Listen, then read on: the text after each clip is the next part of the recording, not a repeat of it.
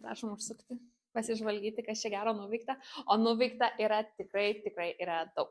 Tai va, šiuo momentu mes esame miegamajame, čia turbūt bus mūsų lova. Čia mes galėsime eiti į savo vonę, čia turėtų būti dušas, tualetas, kriauklė ir visa kita.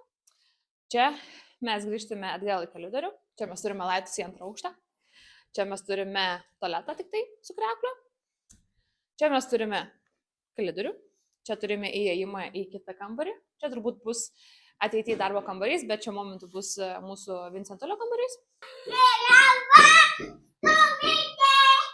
Tai va, mes esame Selionė.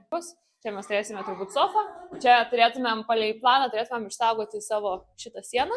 Na ir čia mes turime mūsų virtuvę, kur vyks skaniausios vakarienės, degustacijas ir panašiai.